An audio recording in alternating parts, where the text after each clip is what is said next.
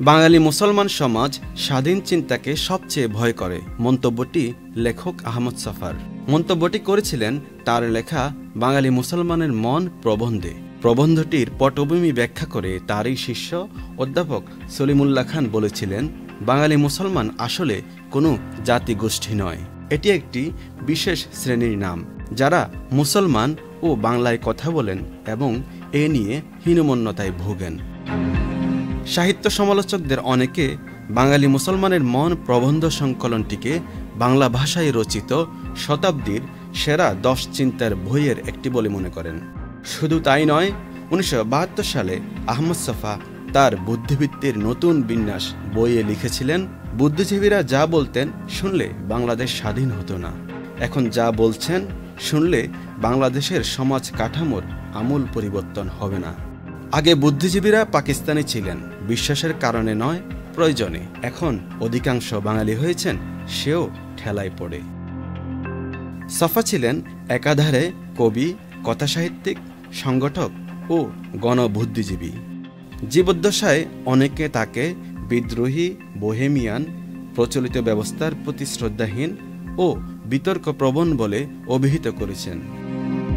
প্রতিষ্ঠান বিরোধী মনোভাবাপন্ন আহমদ ছফা 1975 সালে লেখক শিবির পুরস্কার ও 1993 সালে বাংলা একাডেমির সাদত আলী আখন্দ পুরস্কার প্রত্যাখ্যান করেছিলেন।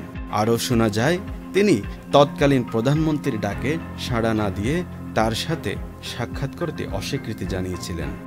যদিও 2002 সালে তাকে মরণোত্তর 21 পদকে ভূষিত করা হয়। তার লেখায় বাংলাদেশে জাতিসত্তার পরিচয় নির্ধারণ সবচেয়ে বেশি প্রাধান্য পেয়েছে। হুমায়ুন আহমেদ আহমদ ছফাকে অসম্ভব শক্তিধর একজন লেখক বলে অভিহিত করেছেন এবং তাকে নিজের মেন্টর বলে উল্লেখ করেছেন। মোহাম্মদ জাফর ইকবালের মতে আহমদ ছফা চুলের ডগা থেকে পায়ের নখ পর্যন্ত 100% খাঁটি সাহিত্যিক। আহমদ ছফার জন্ম 1943 খ্রিস্টাব্দের 30 জুন চট্টগ্রামের চন্দনাইশ উপজেলার হাসিমপুর ইউনিয়নের গাছবাড়িয়া গ্রামে। তার পিতা হেদায়েত আলী এবং মাতা আসিয়া খাতুন। কলেজ জীবনে মাস্টারদা সূর্য সেনের বিপ্লবী কর্মকাণ্ডে অনুপ্রাণিত হয়ে তারা কয়েকজন বন্ধু মিলে চট্টগ্রাম 2000 রেল লাইন উপড়ে ফেলেন। পরে গ্রেপ্তার এড়াতে কিছুকাল পার্বত্য চট্টগ্রামে আত্মগোপন করেন। সাহিত্য সমালোচকদের মতে আহমদ ছফা ছিলেন এমনই একজন মহান লেখক, প্রাজ্ঞ, ঋষিসুলভ ও মহাপুরুষ সুলভ উপলব্ধি এসেছিল তার মধ্যে।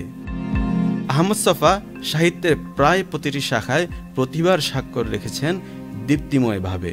গল্প, গান, উপন্যাস, কবিতা, প্রবন্ধ, অনুবাদ, ইতিহাস, ভ্রমণ কাহিনী মিলিয়ে 30টির বেশি গ্রন্থ রচনা করেছেন। তাঁর রচনাবলী 9 খণ্ডে প্রকাশিত হয়েছে।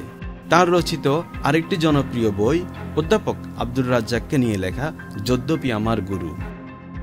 2001 খ্রিস্টাব্দের 28 জুলাই অসুস্থ অবস্থায় ঢাকা কমিউনিটি হাসপাতালে নেয়ার পথে মৃত্যু হয় বরেণ্য এই লেখকের।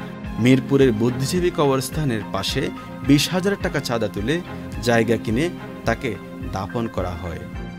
এই মহান লেখকের প্রয়াণ বার্ষিকীতে তার স্মৃতির প্রতি বিনম্র শ্রদ্ধা। শাহাদাত হোসেন তৌহিদ, চ্যানেল আই অনলাইন। বান্ডেল থাকলে প্রতি সেনমানিতে টাকা বাঁচবে। বিকাশ সেনমানি বান্ডেল কিনে জিতুন প্রতি লেনদেনে।